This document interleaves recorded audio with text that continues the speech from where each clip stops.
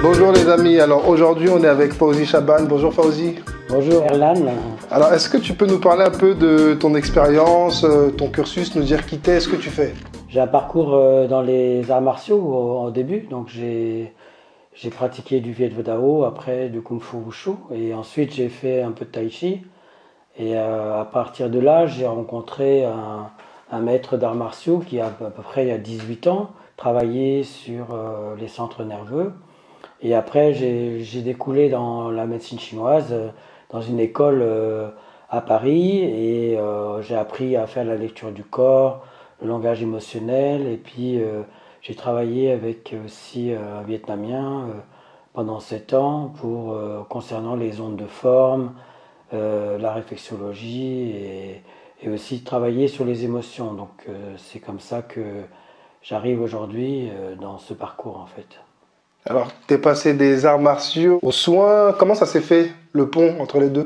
Bah, en fait, ça s'est fait naturellement parce que moi, je suis à la base dans un métier qui était plus dans la matière. Et comme mes grands-parents, et c'était des guérisseurs, hein, le grand-père de ma mère était soufi. Donc j'ai découlé naturellement. Je pense que j'étais aspiré. À chaque fois, j'étais amené à me solliciter, à soigner des gens, que ce soit dans les arts martiaux, que ce soit dans le travail ou dans mon entourage.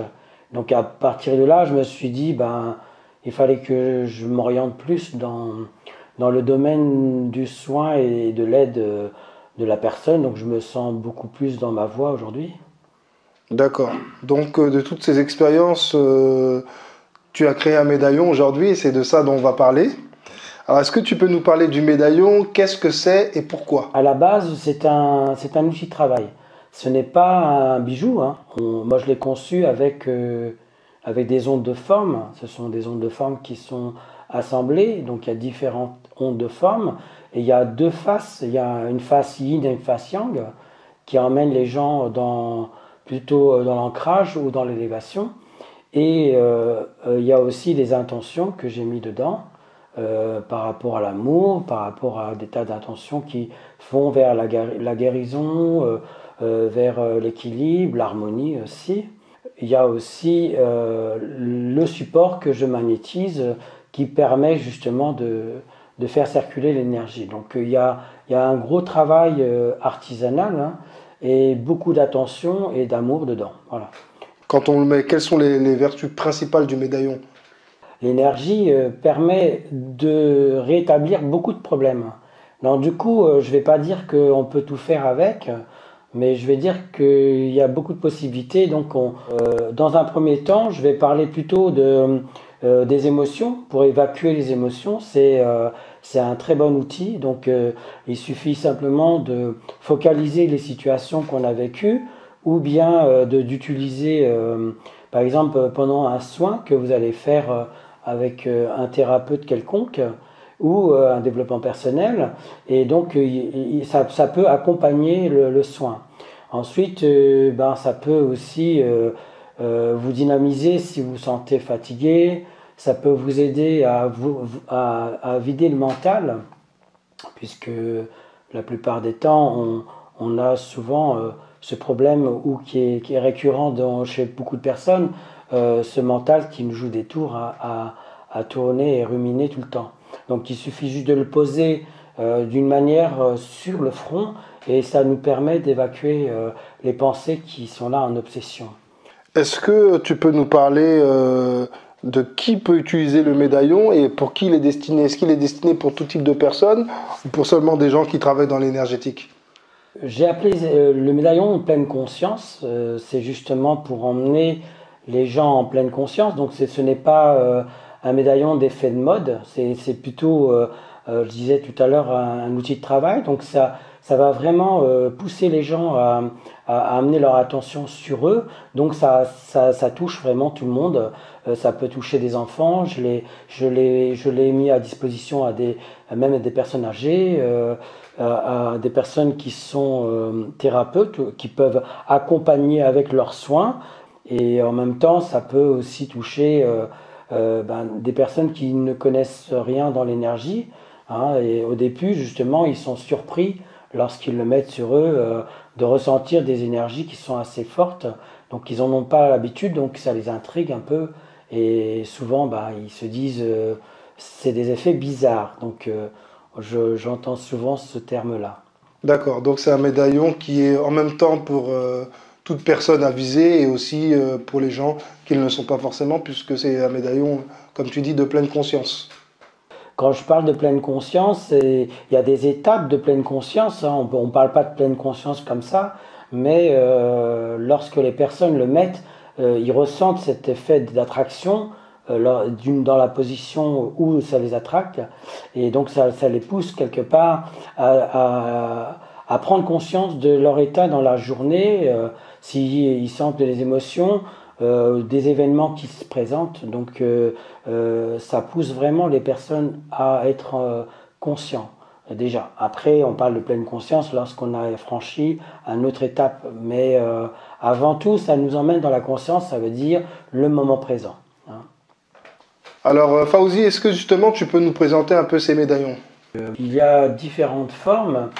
Il y a des cœurs, il y a des hexagones, il y a des circulaires aussi.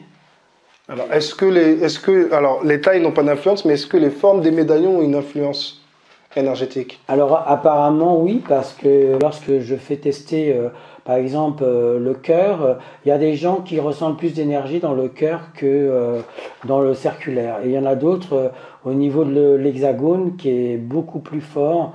Ils sentent que c'est trop fort même pour eux. Donc du coup, je les invite à prendre des médaillons qui sont plus petits.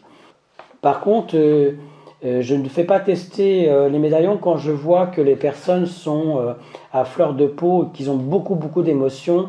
J'invite plus aux gens de faire un soin d'abord pour qu'ils puissent porter le médaillon et gérer le reste des émotions qui peuvent remonter. Mais je peux aider aussi à distance lorsque des personnes n'arrivent pas à évacuer, donc je leur demande de me rappeler. C'est une notice, comment utiliser le médaillon. Donc il y a des schémas, il y a des explications écrites, il y a un schéma d'utilisation, il y a un schéma comment l'énergie circule, parce que lorsque vous mettez le médaillon sur vous et que vous le mettez dans le sens de l'ancrage, l'énergie va ressortir du corps et va émaner vers l'extérieur, donc il va vous protéger. Et lorsque vous mettez le médaillon dans l'autre sens, auquel normalement vous sentez l'énergie tellurique qui monte vers le ciel, à ce moment-là vous êtes en élévation et vous ressentez plus l'ouverture. Donc là on va sentir plus l'énergie qui va être dans l'accueil. Mais ça veut dire aussi qu'il faut faire ça dans la nature. Donc j'ai fait un schéma d'utilisation comme ceci.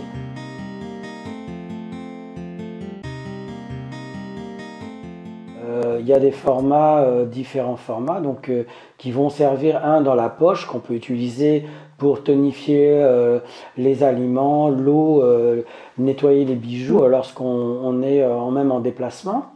Les deux autres sont deux formats A5 dans le même sens, et là on peut faire des déprogrammations. On va chercher les situations qu'on a vécues ou qu'on vit et on va se connecter aux émotions. Il suffit juste d'inspirer, expirer, de laisser aller et puis ça évacue.